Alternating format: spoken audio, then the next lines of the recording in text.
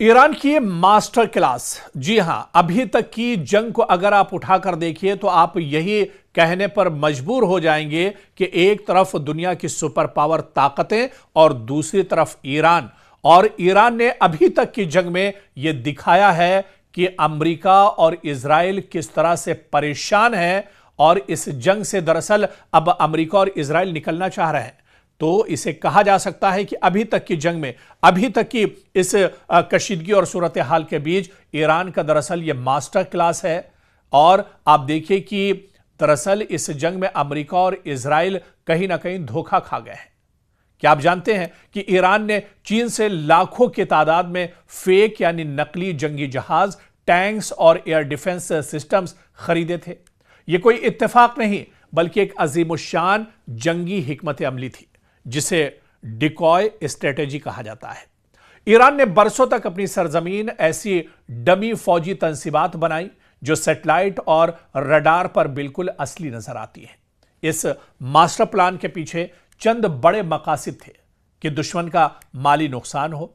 दरअसल अमेरिका और इजराइल ने अपने महंगे तरीन क्रूज मिसाइल और गाइडेड बम इन नकली टारगेट्स पर जाय कर दिए। और जब दुश्मन नकली जहाजों को निशाना बना रहा था, ईरान के असली फाइटर जेट्स और मिसाइल जेर जमीन यानी अंडरग्राउंड बेसिस में बिल्कुल महफूज थे। इंटेलिजेंस की नाकामी भी यहां पर जाहिर होती है। यह दुनिया की जदीद तरीन निगरानी वाली टेक्नोलॉजी को चकमा देने का एक बड़ा तरीका था। ईरान ने चीन की मदद से ऐसे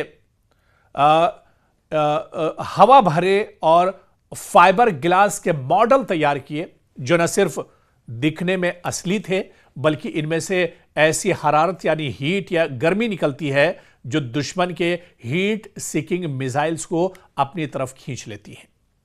दरअसल जंग सिर्फ ताकत से नहीं, दुश्मन को उलझन में डालकर भी जीती जाती है। आप देखिए कि नकली एयरबेसेस बनाए गए और कई इलाकों में दर्जनों नकली रनवे और जहाज भी खड़े किए गए। इसी तरह से dummy air S-300 defence system के ऐसे मॉडल्स जो दुश्मन के पायलट्स को खौफजदा करने के लिए काफी हैं, वो भी बनाए गए। यानी नफसियाती तौर पर भी ईरान ने इस जंग में बरतरी हासिल की। दुश्मन को दरअसल यह लगता है कि उन्होंने ईरान की कुव्वत खत्म कर दी, मगर हकीकत कुछ और ही निकली। आप देखिए कि किस तरह से ईरान आज भी तकरीबन 3 हफ्ते इस जंग को हो चुके हैं, लेकिन ईरान आज भी पूरी मजबूती के साथ इसी वजह से डटा है।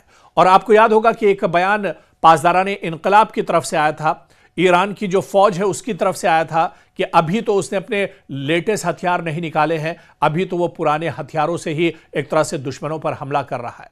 लेकिन आपको बता दें कि अब हालिया दिनों ईरान की तरफ से सिजिल मिसाइल की बात करें या क्लस्टर मिसाइल की बात करें, ये लेटेस्ट मिसाइल है जिनका इस्तेमाल ईरान ने किया है। लेकिन वो भी 3 हफ्तों के बाद, जब 3 हफ्ते में इजराइल और अमेरिका जैसे सुपर पावर मुल्क एक तरह से पस्त हो चुके हैं।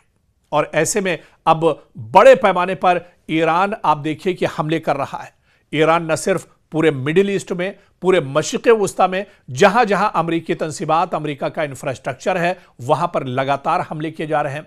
चाहे वो सऊदी अरब का रियाज हो, बहरीन हो, कतर हो, दुबई हो, ओमान हो, हर जगह पर हमले किए जा रहे हैं। यहां तक कि बगदाद में भी बड़े पैमाने पर हमले किए गए हैं। और इसके अलावा इजराइल के अंदर तो हाहाकार मचा हुआ है। पूरे इजराइल के अंदर अफरा तफरी मची हुई है। इजराइल का सबसे बड़ा यानी आईडीएफ और इजराइल का जो सबसे अहम एयरबेस है बिन गोरियन एयरपोर्ट, उसे बुरी तरह से अब ईरान ने तबाह कर दिया है। बिन गोरियन एयरपोर्ट का जितना भी सिस्टम है वो एक तरह से तबाह हो चुका है। बिन गोरियन एयरपोर्ट अब इस लायक नहीं रहा है कि यहां से कोई एक तरह से एयर ऑपरेशन अंजाम दिया जाए। तो ऐसे में इजराइल के अंदर मौजूद इजराइल का सबसे ताकतवर, सबसे बड़ा एयरबेस ईरान ने पूरी तरह से तबाह बर्बाद कर दिया है। इसके अलावा आप देखिए कि आईडीएफ के जितने ठिकाने हैं उन्हें एक तरह से तबाह किया जा रहा है। इजराइल के अंदर जहां जहां पर गोडाउन्स बनाए गए हैं, जहां पर असलहा और गोला बारूद आईडीएफ को और इजरायली सेना का रखा जाता है, वहां पर भी ईरान की तरफ से लगातार अटैक्स किए जा रहे हैं।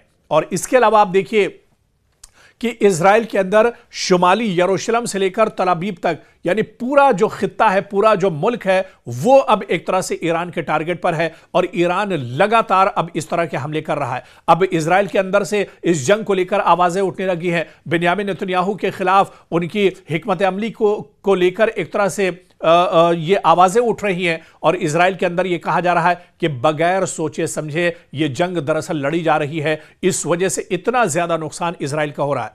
दरअसल नुकसान ईरान का भी हो रहा है। ईरान पर भी अमेरिका और इजराइल के मुश्तरका हमले हो रहे हैं, बड़े पैमाने पर हमले किए जा रहे हैं। लेकिन जितना नुकसान इजराइल के अंदर हो रहा है, इतना नुकसान दरअसल इजराइल ने सोचा नहीं था, बेंयामिन नेतन्याहू ने सोचा नहीं था। क्योंकि जो हेल्थ मिनिस्ट्री है इजराइल की, उसके मुताबिक जब से जंग शुरू हुई है, यानी 28 फरवरी से, जिस दिन से जंग शुरू हुई है, उसके बाद से तकरीबन 5000 से ज्यादा लोग इजराइल में जख्मी हो चुके हैं। सैकड़ों अफराद अब तक इस जंग में मारे जा चुके हैं। बहुत सी इमारतें तबाह बर्बाद हो गई हैं। मलबे के नीचे लोग एक तरह से दबे हुए हैं। बहुत सा इंफ्रास्ट्रक्चर एक तरह से खत्म हो गया है और ऐसे ऐसे ड्रोन्स के जरिए से ईरान हमले कर रहा है कि 100-100 मीटर के अंदर जेर जमीन या टनल जो बनाए गए हैं, वहां तक भी यह हमले एक तरह से कारगर साबित हो रहे हैं और लोग इसमें बुरी तरह से फंस रहे हैं।